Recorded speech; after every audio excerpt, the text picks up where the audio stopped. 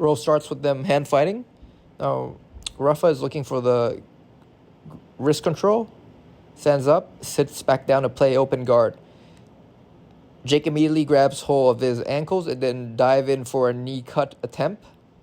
But Rafa is doing a good job by putting his top knee in between them, creating a frame. Now, Jake is smothering him into half guard, but he does a great job putting his knees in front of his chest, locking him into close guard. Now, Jake is super defensive in close guard. He doesn't want to engage as much, so he postures down and find double underhooks.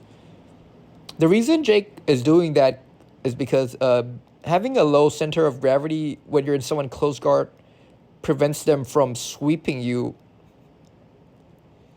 and also prevents Rafa from throwing submissions like triangles and arm bars. They reset at open guard. Jake's attempted the knee cut pass again, but Rafa keeps a great job on guarding up, and he looks to isolate an arm for a triangle. You see how Rafa is using that bicep grip on Jake's right arm to isolate the arm, but Jake does a great job on pressuring in and getting his arm free.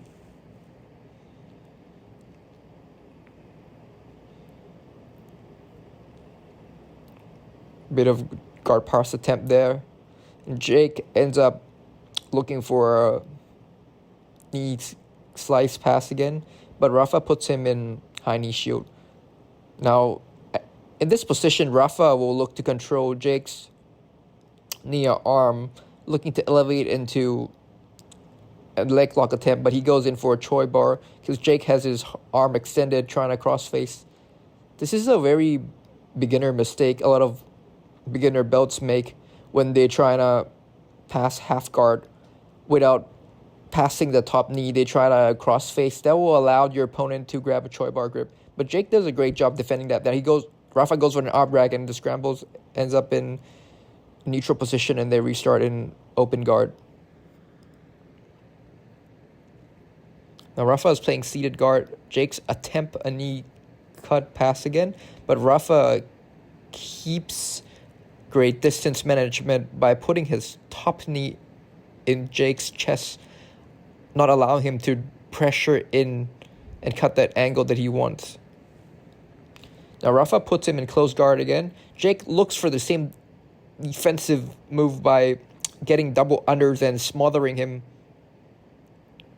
Now Rafa is looking for a cross frame grip, pushing Jake away because he knows that if Jake's smothering him, he can't get a submission or sweep. Now, see, Rafa is stripping away, creating distance with that throat frame. Playing high knee shield again. Looking control of the near arm for possibly an arm drag sweep from high knee shield. But Jake is doing an amazing job putting pressure on Rafa, not allowing him to get to where he wants now. Rafa does a great job on creating distance. Now Jake is looking for a body lock pass, but Rafa extends his legs to prevent his hips from closing in. Playing seated guard. Now Jake goes for like a snap down, but ends up in Rafa close guard again. Now Rafa has a overhook on Jake's right arm, looking to isolate, but gives up on that. Open up his close guard, and now he's looking to frame him away. Now what Jake is doing here is he wants Rafa to open up his guard so he can use the double underhooks for the body lock pass, but Rafa, being a superior grappler, knows that and just pushes Jake's way to restarts. Rafa is going for omoplata now. Looking for the sweep. Switches into 50-50.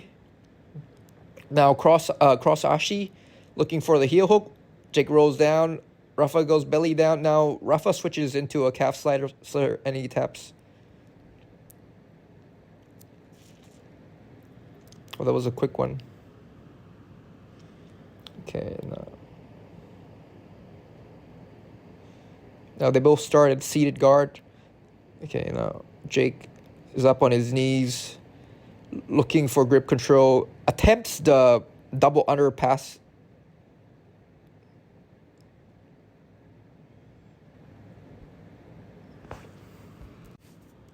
Now Jake attempts another failed body lock pass. Rafa does a great job by putting his knee in between them, cross-framing his grips, and not allowing Jake to control his ankles. Now Rafa looks for the arm drag back take, but Jake does a great job defending by putting his back on the mat. Rafa advanced to mount. Seems like... Okay, now Jake goes for the kipping escape. They scramble and Rafa locks up and an anaconda choke. Rolls, and now what Rafa wants to do is you want to sink his hips to Jake's hips, as that will create pressure on the choke. And he gets the tap.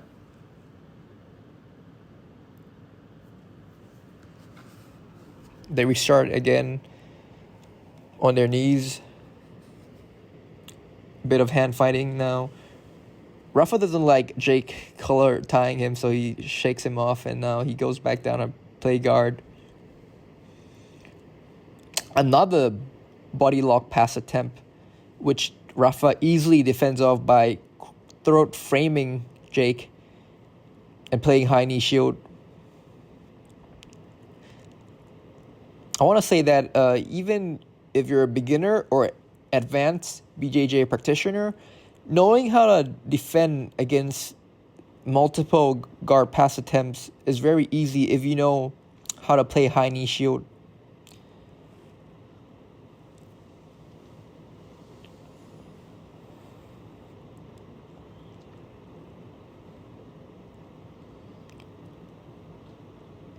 Now, Rafa is looking at counter to Jake's double underhooks in close guard. I think he's just going to go for omoplata, yep. And he's bringing that right leg over, and then he disengages again. He's looking for a better angle right now.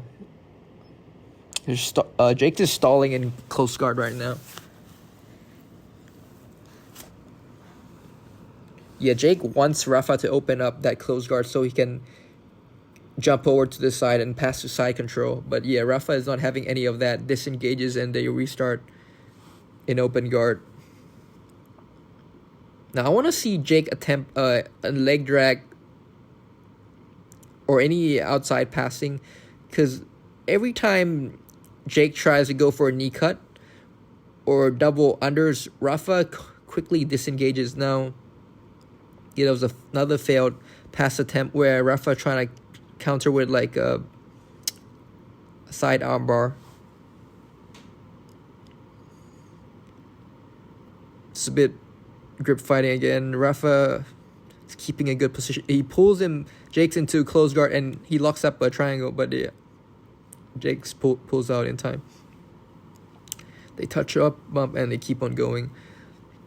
Now Rafa puts him into another failed triangle attempt, but Jake defends pretty well.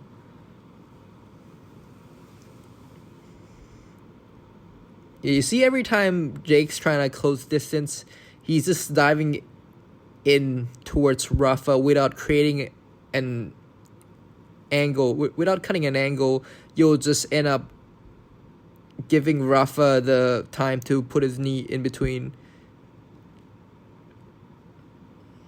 There's a scramble going on, yep, and Rafa ends up on top. Jake uses that single leg X, trying to get up. Now he goes for a single leg, but yeah, they restart. Jake looks exhausted while Rafa is super composed. Slap bump and the roll starts again.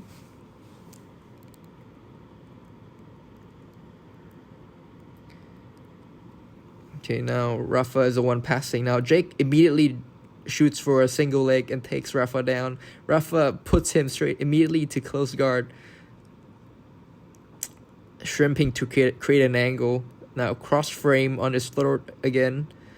I think he's looking for a omoplata. Yeah, he's attempting. Okay, he bails out on that. Now Rafa is going for a ninja choke from bottom, but yeah, that Jake bails out and he just jumps out.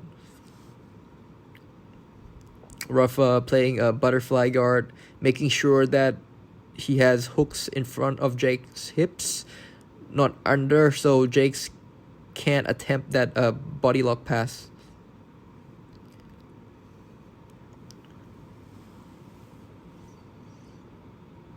Jake again looking for that attempt to pass Rafa's unpassable high knee shield. Rafa is doing a great job disengaging when he knows the pass is coming. See, in Jiu-Jitsu, advanced players, they know when to disengage. When they're at a disadvantaged grip or position, they will quickly disengage and restart.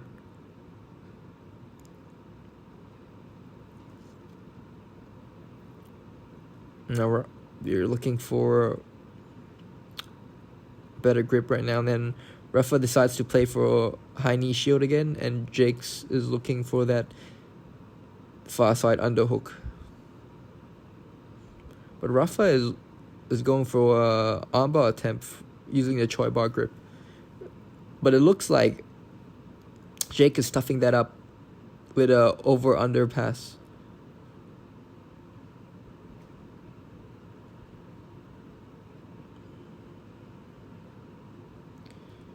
Yeah, that underhook on the leg is pinning Rafa down.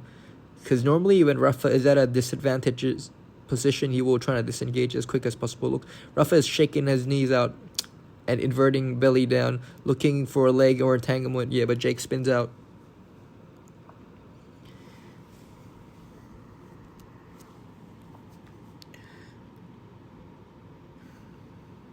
Just normal hand fighting from seated guard. Goes back to play knee shield. What Rafa is doing is he's elevating, inverting to get an arm bar. But Jakes knows that coming and he scrambles out of that. Or he could elevate to his hips and invert to take the back as well if Jake keeps on pressuring him in. They get back to closed guard. See Rafa using that left arm to cross frame Jake every time he's trying to pressure him in closed guard. And now I think he's looking for another choke attempt, but yeah, he bails on that as well.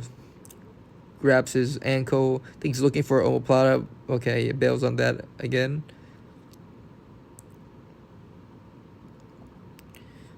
You see the throat frame is super effective of keeping a bigger opponent away from you. Jake probably walks around like 205. He fights in welterweight in the UFC, but Rafa, he competed at 66 kg in ADCC, and he fights mostly at featherweight in IBJJF. A massive weight difference, as you can see. Oh, goes for the belly down armbar, and okay, Jake defends well and gets out of it.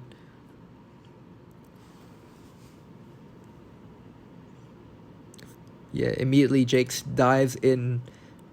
Rafa just keeps both of his knees in front of him.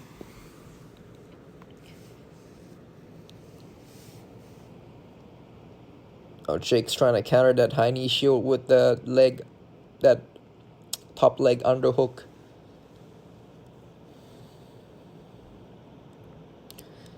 Now what Rafa is trying to turn away to prevent Jake from getting a better grip on that underhook he has on that leg. Yeah, they come out and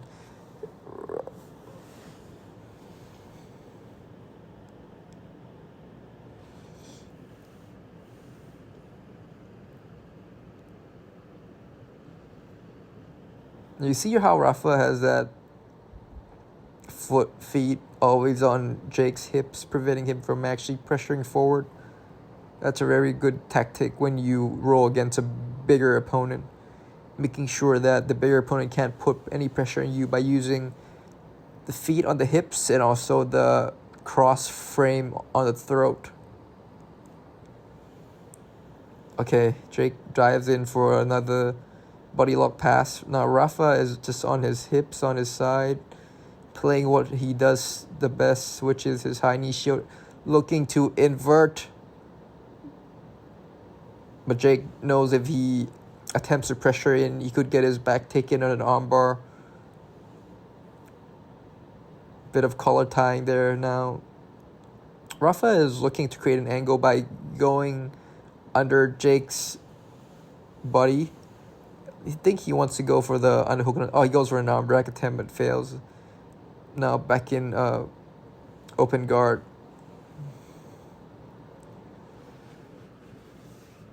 It's pretty advanced though, rolling right here. When two elite athletes roll together, there's a bunch of stalling going on. Because both of them know what's the opponent's going to do. So it's pretty much a cat and mouse game right here.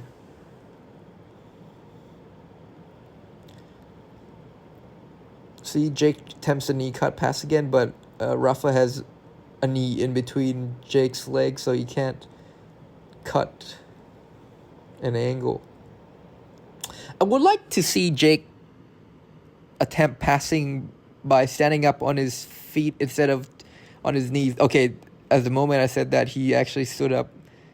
I want Jake to circle around looking for a north-south pass instead of giving Rafa the time to recover by just slicing to one side. Or even better, looking for a leg lock attempt. Goes back into high knee shield. Rafa looks to invert and nothing happens. Now they go back to open guard.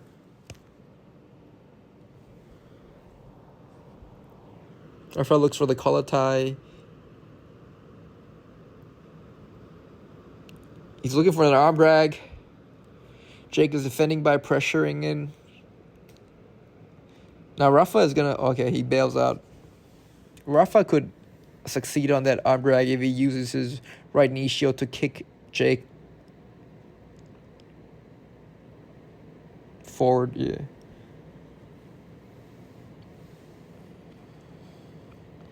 Back in open guard. Rafa looking to invert. Disengages back into butterfly guard. Now Jake is just double collar tying his neck right now. Jake plays guard. Now we'll see some Rafa's passing right now. See how the difference between Rafa passing and Jake's passing. Rafa doesn't keep still. He keeps on moving, creating angles, and now he gets to a position where he has that rear body rear triangle, and he scrambles out. Actually, there was a side triangle. Now Rafa is taking Jake's back by putting in a hook. Now he has both hooks in, and I think he's going to break the posture down, and he takes Jake's back. Yeah, the difference in Rafa's passing and Jake's passing is night and day. Like, Jake likes to go for the knee slice. Like I said, I recommended him going for the outside passing. Immediately when Jake looks to entangle Rafa into any kind of guard, Rafa keeps on repummeling and creating angles.